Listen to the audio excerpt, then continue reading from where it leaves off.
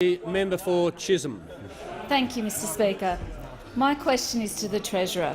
Will the Treasurer outline how the government is delivering on our plan to repair the budget and arrest national debt in the interest of hard-working Australians? Will the Treasurer inform the House how any other approach would jeopardise jobs and stifle growth? The Treasurer has the call. Thank you, Mr Speaker. I thank the member for Chisholm for her question, because she knows and she's pleased to be part of a government where the coalition has been getting on with the job of consolidating the budget, and particularly getting expenditure under control.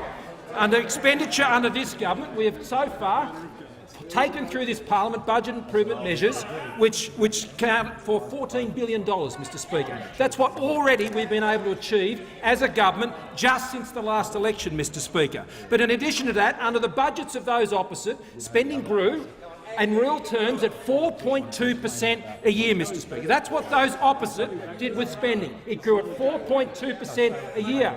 Under the budgets of this government, Mr Speaker, under the budgets of this government, that has been cut to 1.5%.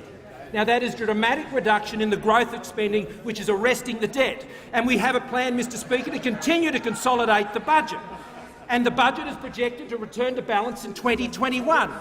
When the budget returns to balance, Mr Speaker, depends on whether the Labor Party is prepared to face up to their economic responsibilities and pass the savings and budget improvement measures which return the budget to surplus. But, Mr Speaker, those opposite have not engaged in that process to the full extent possible, and they know themselves that that will continue to put the budget position at risk and the ratings at risk, because they know that the ratings agencies have warned that unless the parliament is there to support the budget consolidation and the budget savings and improvement measures of the government, then that rating gets put at risk. Now, those opposite know that, but they have an alternative.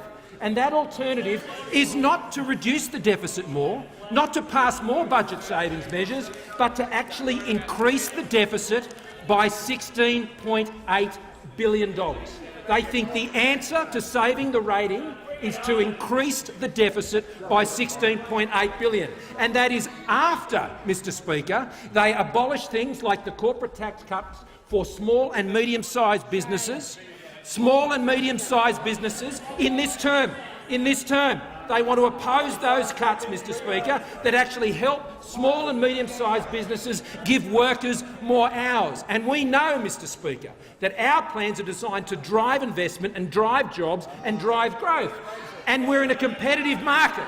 Now, we know that the Trump administration will be bringing down tax cuts for companies. We know the May administration is prepared to go even further when it comes to reducing the tax burden on businesses so they can support jobs, and they can support investment and they can support growth. And this government wants to do the same, but those opposites stand in the way, despite supporting those sorts of measures for decades, Mr Speaker. This government has a plan to drive jobs, drive growth.